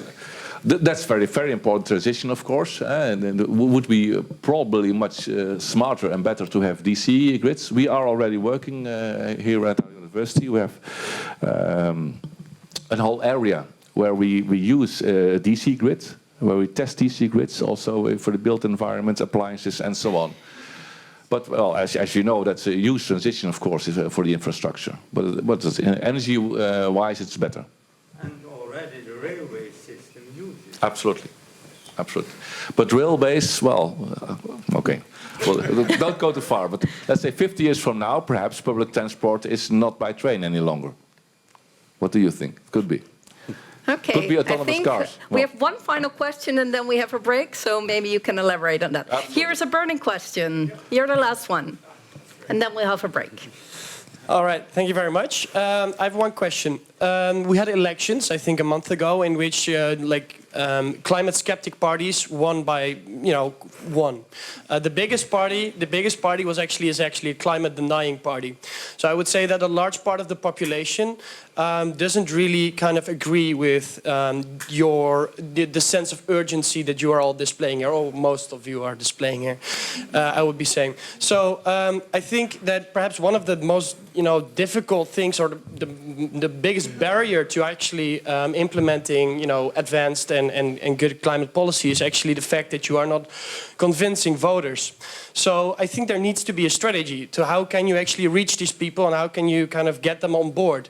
And I fear that a lot of people think, such as the man at the back, that the solution might be not to talk to people that disagree with you. And I think that's a very dangerous thing. I think it's great that the university is organizing this. I think it's very good that we are listening to a climate skeptic. I'm not a climate skeptic, but we need to know and we need to learn how to talk to these people. So, sorry, sorry, that was very disrespectful, but you get my point. So my question actually is, I think you as professors, and perhaps this is the question to the Rector Magnificus specifically, as professors, you have an obligation, to do sound science. You have an obligation to, peer review and all kinds of stuff. I'm not a researcher, so I don't know, but I also think that. Do you agree that you also have some kind of moral obligation to perhaps, part of that is to organize these debates, or to kind of translate these technical papers that 1% of the population can actually understand, to more kind of understandable language, so that it may kind of flood into the public debate more easily than it's doing now. And do you think that there is more debate necessary with kind of the opposite side, as kind of, well, this great debate is actually doing? It's a long question, but the answer I know. The answer can be very short, absolutely. Humanities students. And to the first question, absolutely. The second question, can we do more? I'm not sure. We can always do more, but it's our moral obligation. And we see it as such, and I think we have been dealing like that with the Delft Energy Initiative, with the Energy Club from the students here, the Sustainable Energy Association, with the Climate Action Plan from Herman Russchenberg, and so on. So we're doing our best, and you're right, it is our obligation, and that's what we're here for as a university. Absolutely. To answer your question? Maybe I can go to the big. I love this, but it's only one thing. I think No. It should be really kind of an integral part of your kind of, if you are taking this seriously as a, if you're really wanting to implement sustainable policies and climate policy, then getting the message out there should be a really important. So Rob, what maybe I can react to the start of your question. That you said the voters go to parties for the climate skeptics. Maybe not climate skeptics, but also not satisfied by the way the government and the social society now is acting with the energy transition. It's a vote against, not especially again for climate skepticism, but we don't agree the way it is doing now. I think that is the major group now. It will be a negative vote. It is a negative vote because they are not satisfied with the way the government now is acting and dealing with the energy transition. And especially what I asked, give us more information, make it open, transparent for the people, and then maybe you don't have the anti-vote anymore. Okay, would like to round it off. Can I add Thank a little you. bit, because I think it's vital. It's vital because it's one of the biggest challenges we face. So what you talk about, indeed, a big part of the population, indeed, it's not only against climate. It's mostly based on fears. So my grandma, for example, voted for such a party, and when asking her why, she could not. It wasn't I'm against climate or I don't believe it. No, it was about fear of all kinds of other things. So this is not a rational decision. It's an emotional one. And this is also exactly the reason why I went into local politics, because I actually studied here. My friends thought I was crazy. Not in politics, actually local public service. Is to make this gap between government and society, which is big now, to make it smaller. And I think everybody in this room should be part of that. It's everyone together. Okay, thank you. Thank you for the speakers. So welcome. So we're in the third round. We had two interesting rounds. With the first one, with more debates about, clear yeses to adaptation and clear yeses to mitigation, and a balance in between. So there were nice information, I think, for you as students to think of. Where are the cracks? Where are the research questions? And what is, that was also what I took out of the speakers, this is where you're all here for, to ask these questions and to research. That is the contribution. So energy transition, that's where we talk about. And right now we are in the third round. I would like to introduce you to the 4 people here. Let's raise your hand if I post your name. So Raoul Boucke from Boucke from D66. Transport Councillor to the Permanent Dutch Representation in Brussels and second candidate for the European Parliament. Caroline, the only woman, the first woman of tonight. Welcome, very welcome. Caroline Nagtegaal of the VVD, Parliamentarian and third candidate for the European Parliament. Then we have Bas Eickhout, Parliamentarian and lead candidate for the European Parliament of GroenLinks. And then we have Lars Jongerius. He's one of the founders of Volt Netherlands and fifth candidate for the European Parliament of from Volt. Okay, so what we're going to do in the third round, we have one essential question, and that is, how can European action enhance the energy transition? And again, we have 3 statements, which we will talk about. Actually, 2 statements and a question. And the final question, you can bring up your points, which you want to bring on the table. You have the floor for that. So, statement 1. Countries that miss binding climate targets should face consequences. So if a country, whether it's the Netherlands or another country, does not meet the climate targets, there are consequences. Who is a proponent of that? Okay, so we start with the proponents. Yes, Raoul? Yeah. Thank you. Well, the question actually touches upon a broader issue for D66, my party, and that's that we need a strong Europe, internally and externally. And this question, or the statement, refers to the internal strength of the EU. I support this statement because I believe that we should work together, support each other, but we should also be held accountable to the agreements we make with each other. So full support for this statement. Okay. Yes, another supporter? Yeah, but it's also, to be very honest, a bit of a weird one, isn't it? Because it says binding climate targets. Yes. So you agree on binding climate targets, and then you would say, yeah, but it doesn't matter if you don't meet them. Then it's not binding. So, I mean, so I was also a bit surprised because looking at my VVD colleague who, if the question would be binding targets on the budget for Italy, probably VVD would be the highest up there. Yeah. Well, now it's about climate and even a binding target. Well, maybe not. Well, let's read it as the targets we set and reaching the targets. And if targets are not reached, then should there be consequences? So the answer is clearly yes, otherwise it would not be a binding target. Maybe if I can just make it differently, I think Europe should set more binding targets. We set for 2020 3 targets: emission reduction, renewables and energy efficiency. On emission reduction, we are on the track to meet that. The 20% renewable target, as Europe, is on a track to meet that. Not the Netherlands, and should have consequences. The only non-binding target is efficiency, and guess what? Which target is not being met? The efficiency target. And as you said, most important to start off with is using less energy. That's important. And there we don't set binding targets. That's weird. So I would say we should set more binding targets. And if it's a binding target, of course it has consequences. Otherwise, it's not a binding target. Clear proponent. Yes, okay. 2 people who say, well, not fully agree. Yeah, well, maybe not. Caroline. My answer was a little bit like this. And maybe let's start with a more overall view. I think, to be honest, we have one Earth and we have to be very careful for that one, and we have to give it to the next generations, and that's the task we have together. And yes, we have our targets, but we have the targets and we are responsible for that.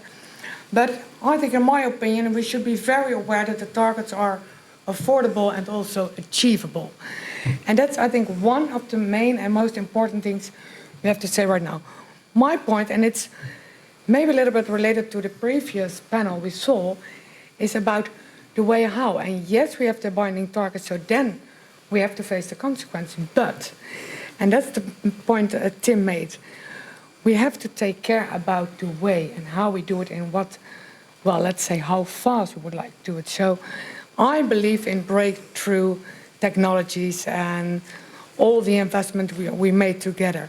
But please keep an eye on that. So that's why I was a little bit hesitant. And then you also refer to the social cost? Yes, of course, yes. Yeah. Okay. Yes, another? Yeah.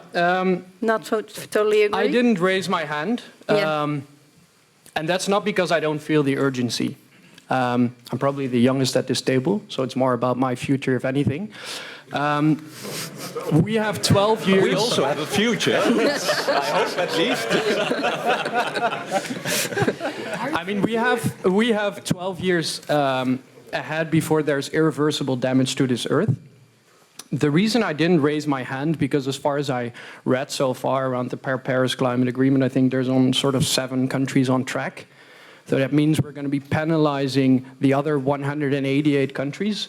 And I just don't feel that that is the right way forward. And when we talk about Europe, I think that's exactly the risk we run if we want to really move ahead with Europe. We need radical change, and we need to be united in achieving that. If we start finger pointing and penalizing, something that I also don't feel we do on a country basis, so why would we as Europe?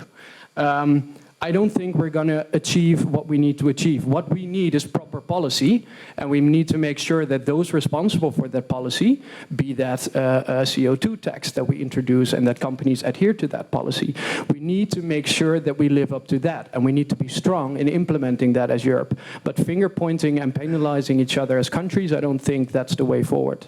Okay, thank you, Raoul. Yeah, maybe adding to that, I think what we do need, and I agree with Bas, it's binding, so you are held accountable to that.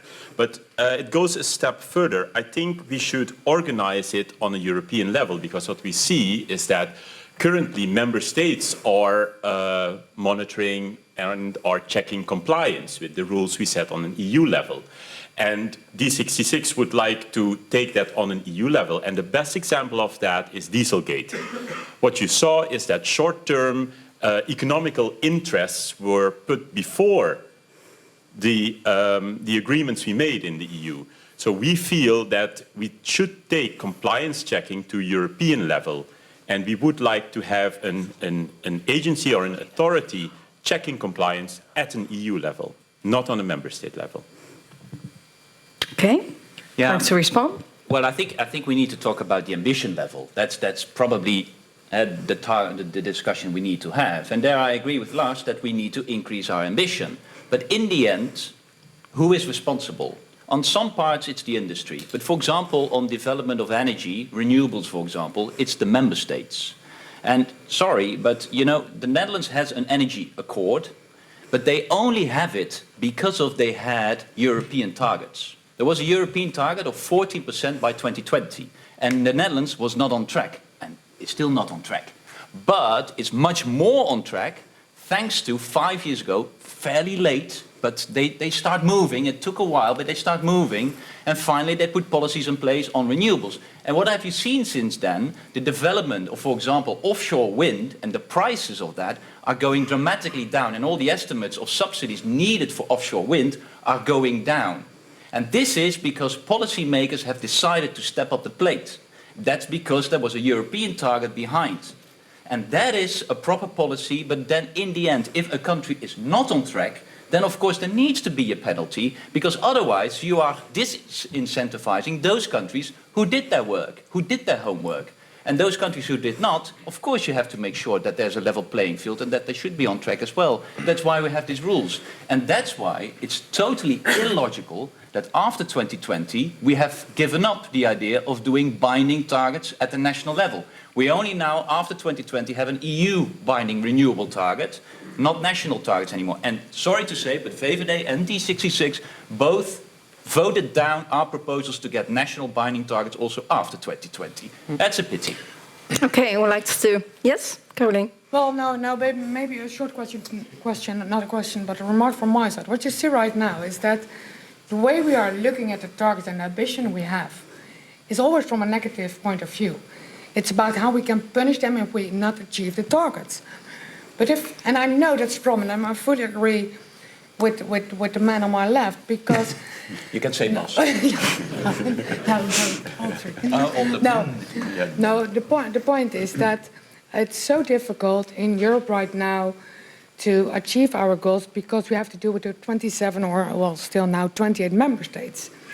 And if not all the 28 member states are in favor or against, we cannot achieve the goals. And that's maybe the most important point we can change, because in my opinion, we can make the difference if we create a sort of a group, or the early adapters or the front runner who would like to achieve some goals.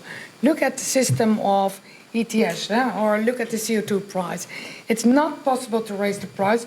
Why not? Because not all the member states are in favor of that. So when we turn it around and do it from a positive point of view, let's try to create a group with front runners, with like-minded, who have that goal. And that's the way how it works in my opinion. But that's from a positive point of view. Okay, thank you. Lars, you want to add? Yeah, no, I do agree with Bas's assessment that it's a combination of proper policy, targets, and then also some form of consequence.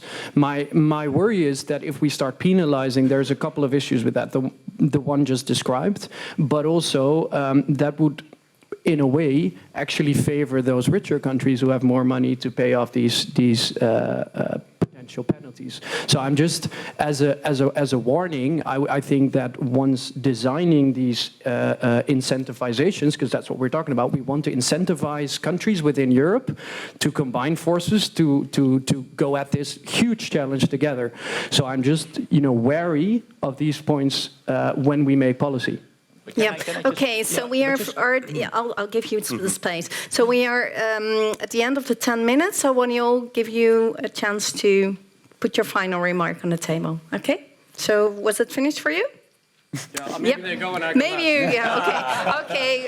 Equal sides. Raoul, you start. Yeah. First of all, I don't think this is a discussion that should be out. Should we or should we not set binding targets? I think yes, we should set binding targets.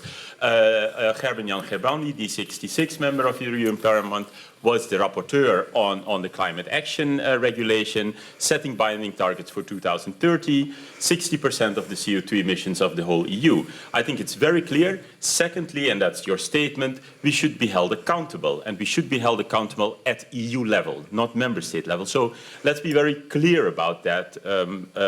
Binding targets, and we should be held accountable at an EU level. Okay, so you leave out the penalties.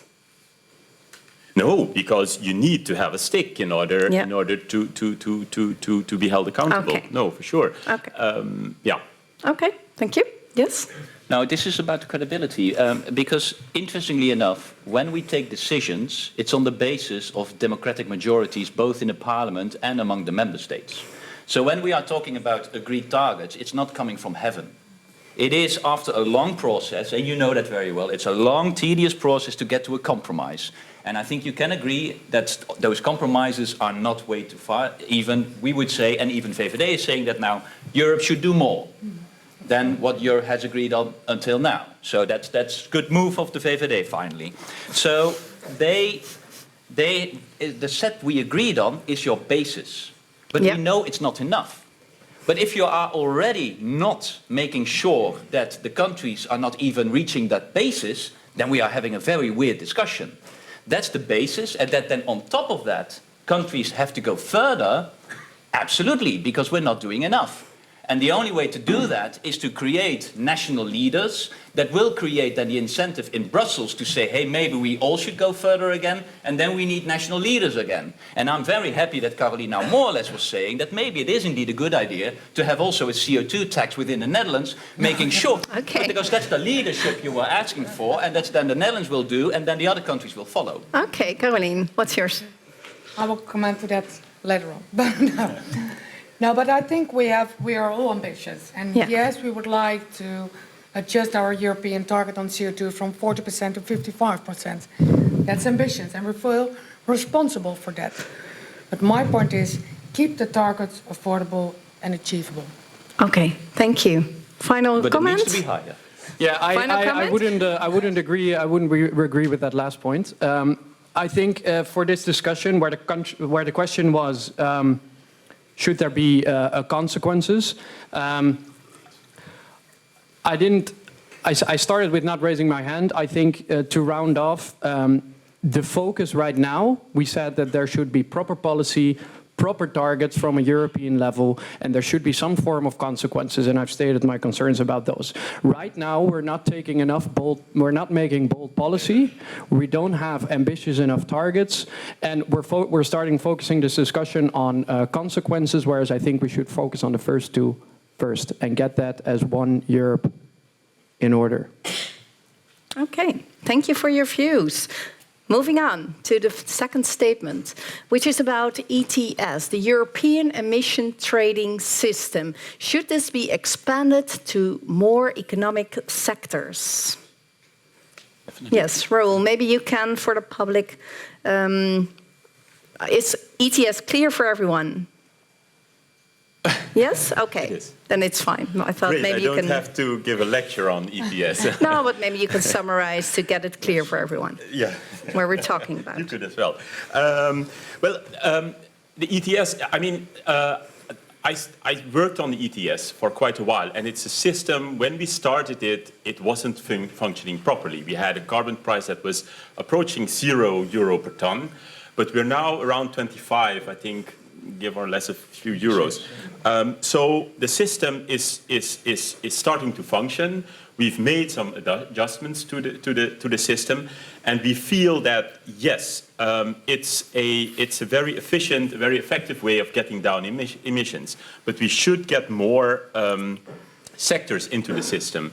The shipping sector is one of them. Very clearly, we feel that unless we have agreements on a global level, and we're definitely not there yet, Europe should start with putting the shipping sector under the ETS. But there is a more important, again, a broader issue I'd like to mention. And I started by saying we need to strengthen the EU internally and externally.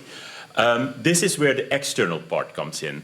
And the example of the aviation emissions falling under the system is, I think, the example of where Europe fails to be strong on a global level.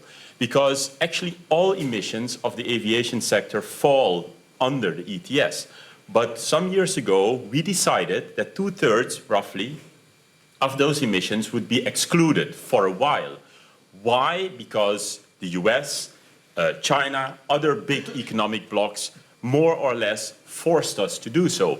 And this is a plea. I mean, we can talk about the details about ETS, but I think we should all agree that the EU should be strengthened externally in order to become a force in the world, and not just to set our climate goals or to reach our climate goals, but also to, by being and by using the strong economic bloc that we are, by more or less moving others in the world to move and to reduce their emissions. So it is a plea for a stronger external Europe.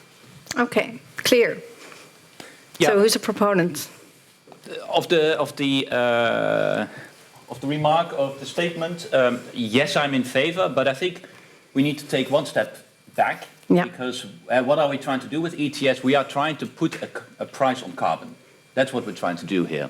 And I know there's a huge discussion out there in the academic world to say, would a tax not be better? So what is better, a tax or ETS? I think in basically, there is not a huge difference. With a tax, you as a policymaker determine the price, and the market determines the amount of emissions on the basis of the volatility, price volatility. Or, as a policymaker, you put a cap on the emissions, and then the market will determine the price. That's what we're doing with ETS. From a climate perspective, it's even nice to make sure that you are determining the level of emissions, because then you can very clearly determine the amount of emissions that the industrial sector, because the industry falls under it, how much they can emit. And to be very honest, how the price will look like, that is indeed something for the market. But the problem is the system is not working good enough, still not. We improved it. True. Which raised the price slightly, but we have not solved all the problems. There's still too many free allowances in the system. There's still too much an overload in the system, which makes the price too low, which is then not incentivizing, because that's the idea. When CO2 pollution really gets a price, then of course industry will at a certain moment see that emitting costs more than an investment in innovation that lowers their emission. That's the idea. But of course, if that's not functioning properly, then there's not an incentive for innovation enough. And innovation you need, that's at the university an easy remark to make. Now, should there be more sectors in?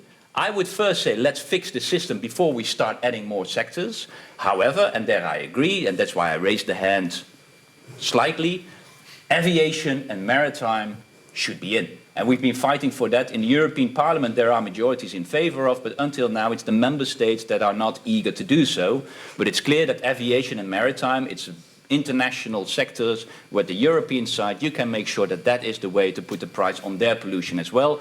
But going further, agriculture, housing, transport, which is really people driving cars, that's becoming a bit difficult to make that part. There are some discussions to do that, but I think let's first fix the system properly, add aviation and shipping, and for the others, we keep those binding targets which we are having for the moment. Okay. Caroline. Yes, well, I think Bas, especially in the first part of it, I fully agree with him, so that will be a shock maybe for some of you. But that was a very long...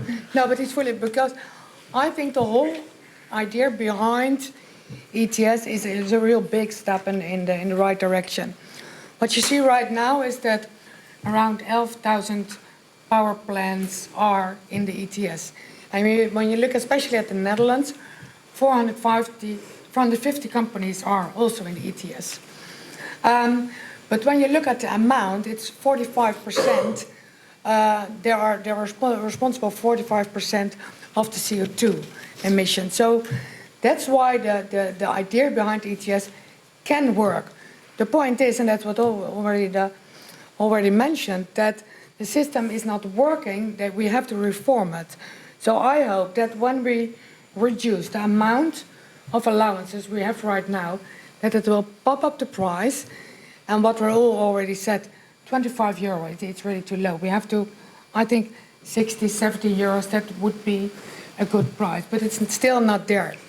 And we look, I worked before for the Port of Rotterdam, and so I was involved in the discussion also then, and the port and also the companies are sort of, are calling and asking us to help us to create a higher price. And that's what we should have to do, and that's what I mentioned before. We have to do it with the like-minded countries. And to be honest, that are not 20 countries. No, hopefully maybe 10. But I think it will help if we can make a statement with these 10 or 12 countries to say, we need a higher CO2 price, because then I think that the whole idea behind the ETS will work, and that will create a wonderful incentive to the industry, because they can do the best work. Okay, thank you. Lars. Yeah, no, I also raised my hand on this one. I do agree. I think it's a good mechanism. It's also a good combination of using market forces as well as centrally guided targets. So I'm also very happy that that is in place. But I do recognize the issues, and I think there are four, if I summarize correctly from the previous discussion, also in line with what we think as Volt. Firstly, there is not enough sectors in there, and primarily indeed the transportation sector, which is, I think, now the fastest growing polluting industry as we speak, should definitely be in there. Indeed, a basic price for the CO2 is, I think, fundamental. Trading at €3 previously, now 26. I mean, it's simply not enough. Also, the inclusion of other gases, because I mean CO2 is not the only polluting gas, I think is a good ambition to strive for. And indeed, having these free allowances should definitely be restricted.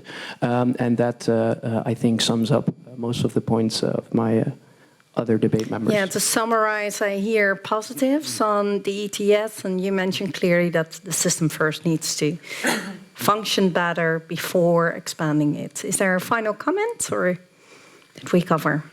Yes? Well, yeah.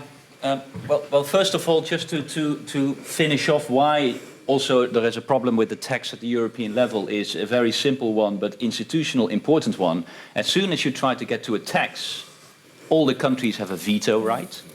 So you can have any academic study, but if you know that then for carbon tax, 28 member states all will have a veto, which is not the case with ETS because that's internal market, and internal market is European competence, and then there's a majority voting in the council, in the member states.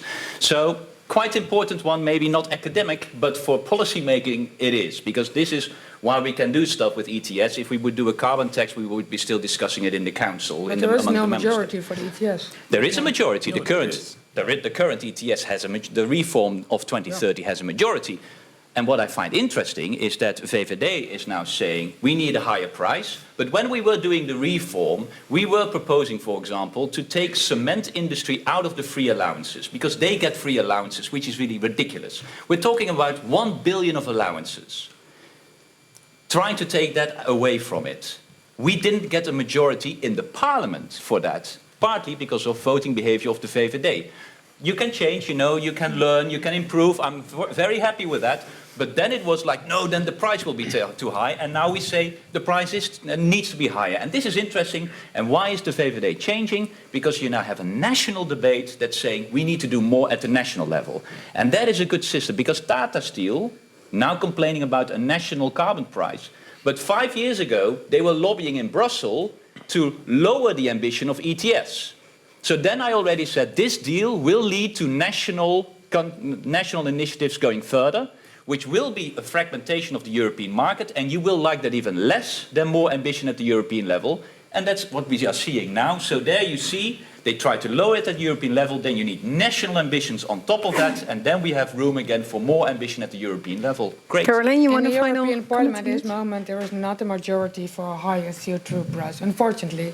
There is a majority in the European Parliament for a higher target of 55%, and if you have that majority, that means that you also will have a majority for more ambition within ETS. Yeah, but not for a higher CO2 price at the moment. And what I see right now is that if we have the qualified majority for a vote for that, that will help. But if not, and also regarding the point Bas mentioned about the CO2 tax, we have to be thorough. And yes, we have to look in that. And that's also what on national level the minister now says. We have to look more in depth about how it can or could work with the CO2 tax. But I would like to say one thing, and that's a real concern of me. We have to be aware that it will not, well, let's say, jeopardize our competitive position we have in the Netherlands. Because I'm very proud, not only because I worked for Rotterdam for the port, but also I worked also for Schiphol for the airport. I'm very proud to see all the companies in the industry and work very, very hard to achieve the goals. I trust the market. I trust all the companies who would like to create better industry, to achieve the targets we have, to make the most sustainable port, airport, seaport. And I would also, what I saw from Tata Steel, with their ambition to have low carbon, well, that's what we would like to see in the Netherlands. And that's why we have to embrace all the companies who will achieve these targets. Okay. May I have my final remark? Yes. Thank you. Keep it short, please. No, I didn't have a final remark yet. You all did. I agree. I'm going to be short about the last discussion because I totally agree with Bas. I think we should step up our ambition. The carbon price should be higher, and we should do everything to get there. So set the targets and take allowances out, put more sectors in. There is one final point on this I would like to make, and this is because we don't disagree, the four of us, on this, but you, the audience, will talk to other parties the coming weeks, and they do not agree with us. It is very important the coming 5 years that when the discussion on getting aviation back fully into the system and when the discussion starts about getting shipping into the system, we are very clear. We need to be strong on this as an EU, and we will, if we four get in, we have 2 members of parliament now in, we are trying to get in, but all 4 of us will have to work together to get the aviation sector fully into the ETS and to get the shipping sector in the ETS. And I say this from experience. I worked for the European Commission when we were preparing legislation on shipping. And what happened? We pulled back. I can say that I couldn't say it back then, but I can say it now. I knew it. We pulled back. Why? Because we're having a huge war on aviation, and the European Commission said, They were scared and they said, no, we're not going to propose putting shipping into the ETS. And Europe should not be scared. We are too big in the world to be scared. Okay. Okay, brave decisions. Thank you. So the third one is a question. So you can put in what you would like to. What do you believe needs to be done about the energy transition at the European level? Who likes to start? Yes? Well, I think the most important one is infrastructure. I mean, there's a lot of initiatives in all the different countries, but what we will need is more infrastructure, small scale, so smart grids, which really had been discussed at the local level, but really to make sure that connected storage can be done at the local level, that you are using e-cars also as a storage device. These that will have a lot of impact on and requirements for your infrastructure at local, but also interconnections.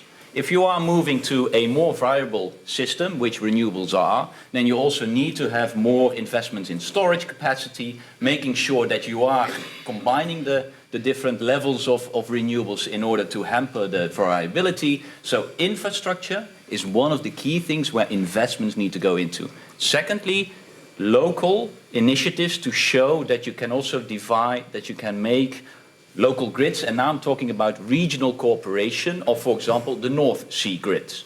If on the North Sea you see a huge potential of offshore wind, but the best way to get that is really connect the potential there with the different countries, so that it goes in the fastest way to the different demand sides. That needs to be flexible, so also there you really need a grid.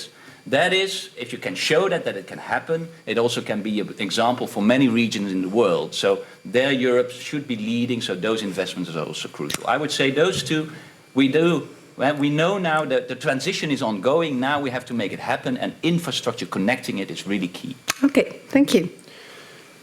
Lars. Yeah, I think we need to push harder. And we need to push harder on 3 levels. And I like the comment today in the room that a lot of people are not so connected to the discussion we're having right now. They might not feel the urgency, they may not have the insights. And we really need to push harder as a European Union for citizen engagement in this debate, in these talks, and in the awareness of the urgency of what we're facing. Because it will need the engagement of all citizens to make this happen. So I think that's something that the European Union really needs to do, also when it comes to the energy transition discussion. Secondly, we need more ambitious targets. It has been mentioned a couple of times in this discussion. There's numerous things, of course, that are barriers, yes, but we need to have more ambitious targets because the challenge is simply huge. And we're behind. And thirdly, we need to push for more radical policies. We've named a few. I do believe in carbon taxing. I also understand Bas's point that it's difficult with veto rights. That's why we should change the veto rights. Agree. But you need a veto to change the veto rights. That's a bit of the complicated. It's a dilemma. But also kerosene tax, minimum allowance, what we discussed, but also investing in innovation. And this is a point I really like to make. I was in Yes Delft a couple of weeks ago for the corporate company I normally work for when I'm not volting. Volting is on the horse. And it's impressive what we can do and also what Delft can do in terms of clean tech. And I think this is also where Europe should take a responsibility because we as Volt, we want to double the budget for R&D. If we want to remain a competitive player in this world, innovation is a very important answer to that, and it is also for the energy transition. So I think I would like to round off with that. We need to double the budget for R&D and really invest in innovation to stay ahead. Okay, thank you. Raoul? Yeah. Shall I waited because I took the floor 2 times in the first round. So no disagreement with the gentleman on my left and my right. Maybe taking another angle, and I think Bas mentioned I it think before. it is important. So what do you believe needs to be done about the energy transition First at the of all, European innovation, level? what was mentioned before. I think, indeed, the steel sector should find different ways, and if putting more money up for innovation is an issue, I think we should be able to bring that together in Europe. We have an innovation fund, 10 billion, if I'm correct. Bas, you know it better than I do because you negotiated about it. But money is not the issue, but we should pull up forces. And the other thing is we should set the binding targets, and this is coming back to the first question. I do think that setting binding targets at a European level does push industry to go for new innovative solutions. I do think that on renewable energy we should set binding targets, and energy saving was also mentioned. That's a no-regret measure, but we have seen from experience that we should set binding targets to get things moving. And maybe just to mention a third one, I think the energy market, we need a push for some countries in Europe to move away from coal and to go to cleaner technologies. Because what we see now is that, for instance, in Poland, but also in France, state-owned companies stay with coal, and we need to move away as quickly as possible from those polluting industries. So those 2 points. Thank you. Clear. Caroline, you're the last one. Yes. And after this, I want to start with the Q&A. Okay. Well, combating the climate challenge we have is one of the biggest challenges, but also, in my opinion, one of the biggest opportunities we have. And we have to do it together. And therefore, I'm happy that as VVD we adjust the target from 40% to 55%. But we can only achieve this if we invest in the best ideas from the companies. And that's what I think what's needed, that we need the companies, we need people from the university like you, to walk ahead, to create the most impressive and most breakthrough ideas. So that's what I would like to do, to encourage the companies, to encourage the university, together with politics, to invest more in large-scale products to achieve the goals we set together. Okay, thank you. Thank you very much. Well, are there questions? So, if I can just hop in, there's a lot of questions. Yes. I could tell just now there were 38 questions. Okay. We're not going to answer them all, but people also voted a lot. So we have a lot of Can input. someone tell us Ajax Tottenham? What's the... Thank you. 0-1. Oké. Neem jij het over? Jij mag het eerst even. Okay. What you see on the screen are the top voted question, and in the bottom the latest question. For those who didn't know yet, the code is on the left here. It's G803. So if you haven't checked yet, log in now. As you can see, the first question is, what is the responsibility of European countries towards the poorer countries of the world when it comes to climate change? Yes. Yes, I'd be happy to answer that.